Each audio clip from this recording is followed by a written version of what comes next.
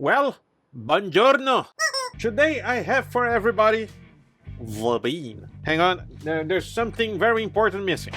Okay, here we go. We have the bean, or rather a bean. This is my Pod X3. So for those who don't know, the Pod is an amplifier modeler by Line 6. Line 6 is a company that asks a very important question.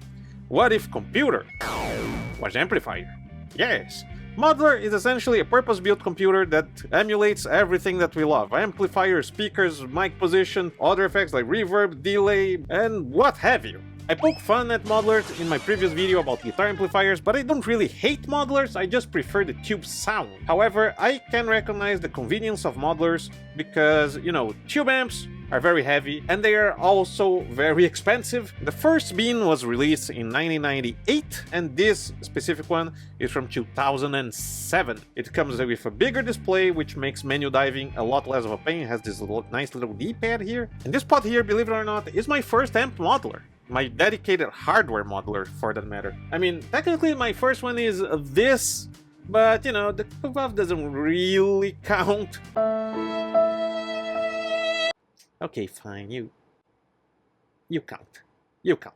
In the terms of a really more well-known modeler and more capable one, this is my very first one. I skipped this technology altogether. I went from really shitty transistor practice amps directly to interfaces and software modelers and then to tube amps, and the rest is history. And this bean pod type of guy, I always wanted one of these because this was everywhere in the 2000s. This thing was on Guitar Hero. You were playing Guitar Hero 3 on your PS2 and then you saw this little kidney bean shaped thing in the corner of the amplifier and was like, oh, what's that? Because Line 6 was all over Guitar Hero in the 2000s. And I remember really wanting one of these and I asked my dad and my dad just looked into my eyes and said, no.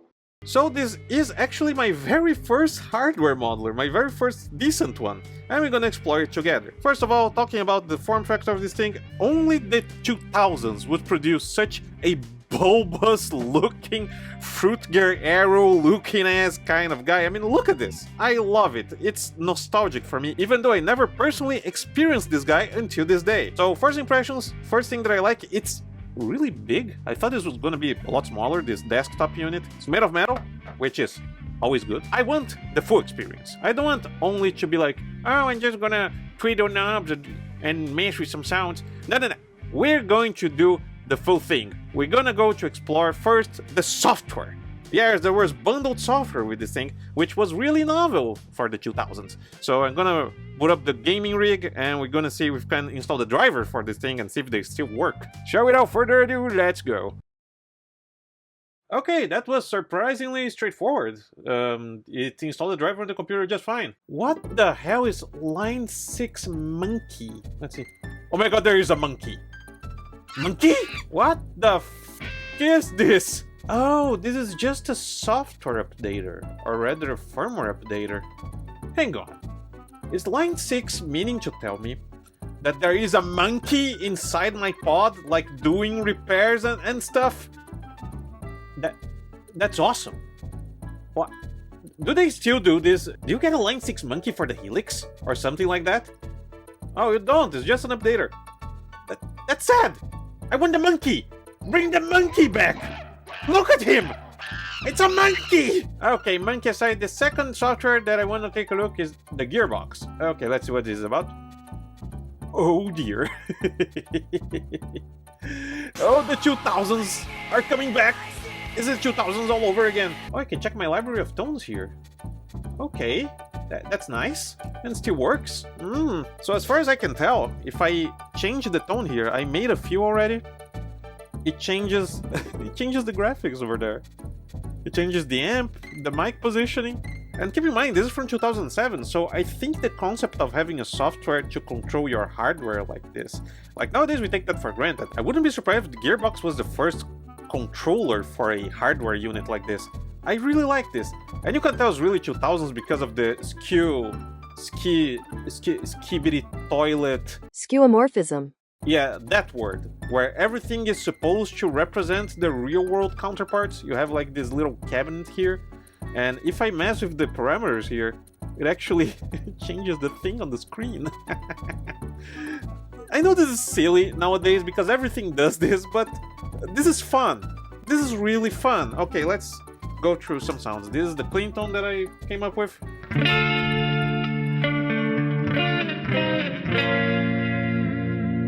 I really like the clean tones this thing outputs, but for the distortions, let me see.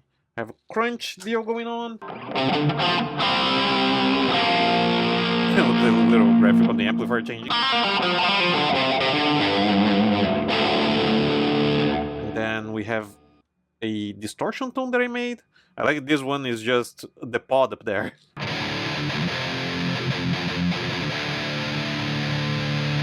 Yes, and it does sound like digital distortion.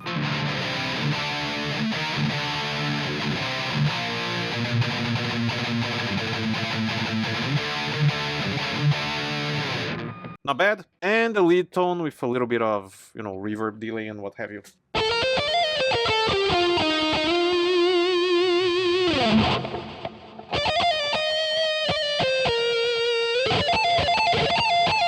You know, I'm not sure if you guys can tell, but one thing that really tells me that this is a digital thing is every time I play lead or whatever,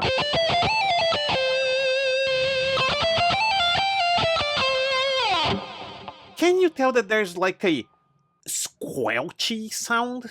Like a, it sounds like this, like, it's like there's a squeakiness to it, and this for me is the telltale sign of a digital sound.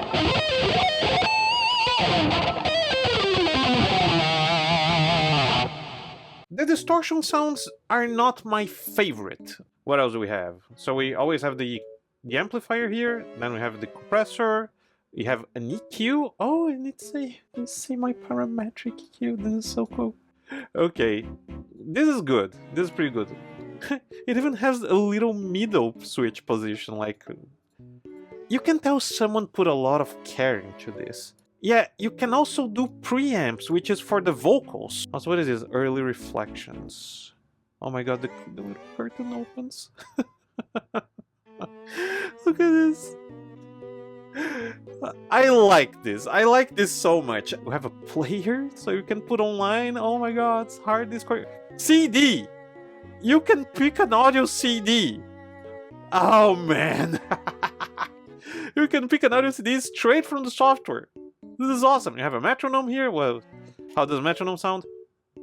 Wait a minute. Okay. It's a drum sequencer. Oh no. What are these? 8 notes? Hang on. Oh, it has like an 808 thingy. Okay, hang on. Do we have like an open hat? Nah, I think that's all we get, man.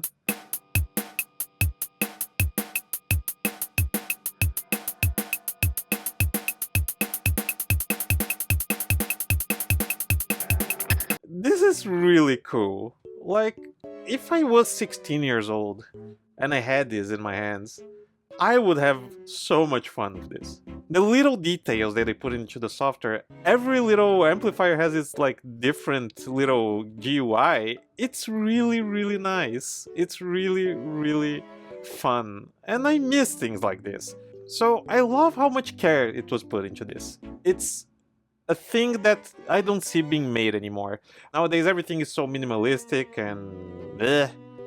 And this is just charming. I miss the charm, man. Now, I'll admit, that wasn't much for a sound demo of the unit, so I think the best way to display everything at once to you is with a little song. And one thing that the Bean does very well is industrial sounds. So let's try that, and see how it fares.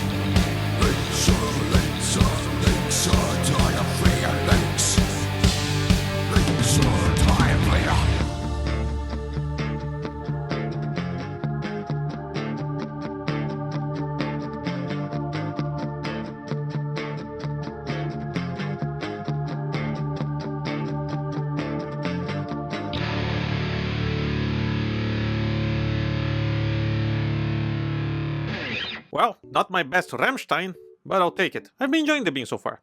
But now, for the question that everyone loves to hate. How does it compare against tubes? Well,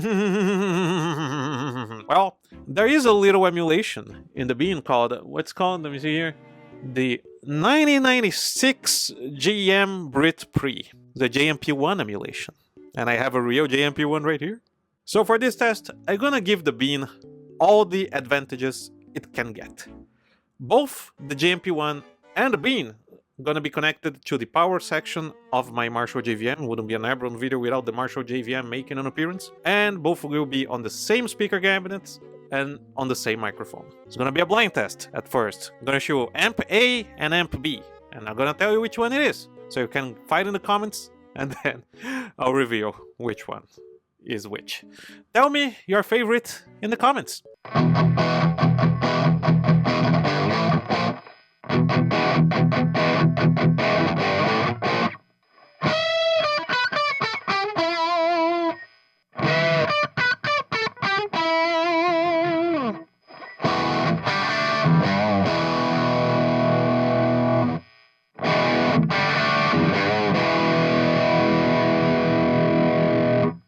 Well, and now for the verdict. Which one is which?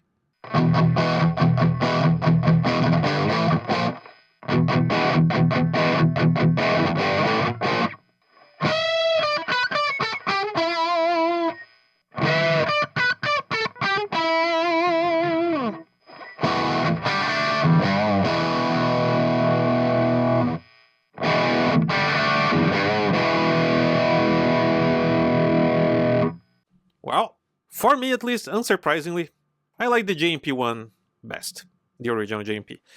The real tubes have a certain growl to them that the digital modeler simply doesn't have. Of course, like, this unit is almost 20 years old, so probably more modern modelers will be able to reproduce that better.